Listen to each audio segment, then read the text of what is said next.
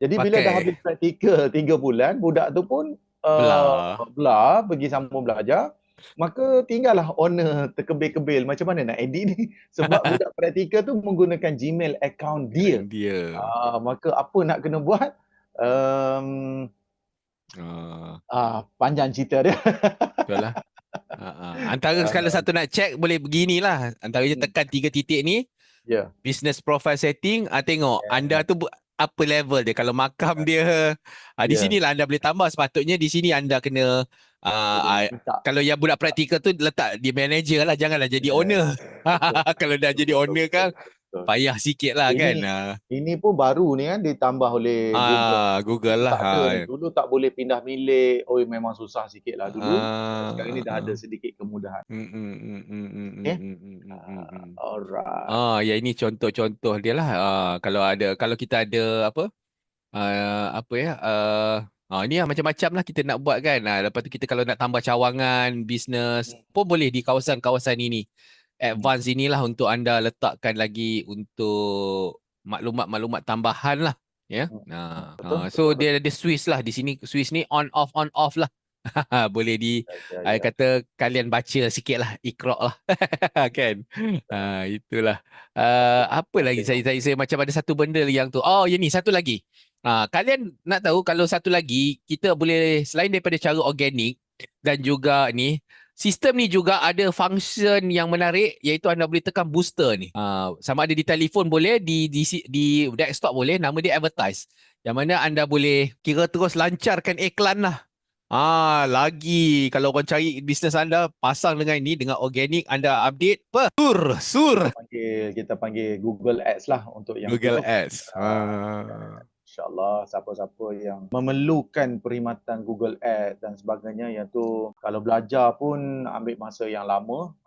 Biasanya dia dalam personal coaching bolehlah kot cover Personal sikit coaching. kan. Betul, betul. Ataupun kita hire orang yang ada capacity untuk runkan ads tu dan belajar daripada beliau semasa running tu. Tu bagus, satu benda yang sangat-sangat digalakkan buat macam tu lah. Maksudnya kalau kita ada duit jangan sub terus pada orang, biar kita pun ambil tahu macam mana dia set, macam mana cara dia, sebab Google Ads ni benda tu sama je setting tu. Once dia dah set up, benda tu boleh run je, continue je. Jadi dia tak susah, dia tak perlu buat sekali lagi. Kalau benda tu dah jalan cantik je, maka anda Bah, terus pump duit je. pam Oh, dia. Masyuk. kan dia senang lah. Ah, Lebih senang daripada FBS. Saya rasa FBS lagi susah sebab FBS nak kena target orang. Macam ah. Google ni orang cari kita, dia tak Oh. sama. Macam kita cari orang memang susah lah nak kena target macam-macam. Kalau orang cari kita tu kita target keyword je. Orang search kita naik, orang search kita naik. Itu je. Okay, sangat sangat cun lah dia punya Mekanism cara, iklan dia. mekanisme dia betul. Dan siapa-siapa yang nak try dalam Google Ads, saya rasa satu satu satu marketing yang baru diterokai orang kata kan. InsyaAllah.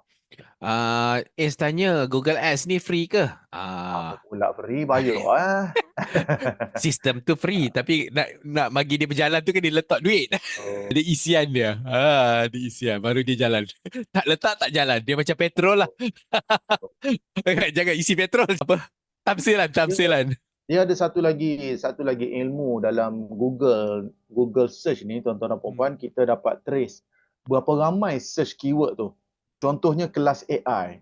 Kelas AI ni ramai tak orang search. Cuba cikgu buka ni cikgu, Google Trend. Oh, Google Trend. Baik, baik. Google Saya Trend. Kita tengok Google Trend, lancarkan. rasa sempat lagi kot dalam 10 minit. Okey. Belum 10.30. Guys, tolong like, komen dan share video ini. Baik. Haha. Terima kasih.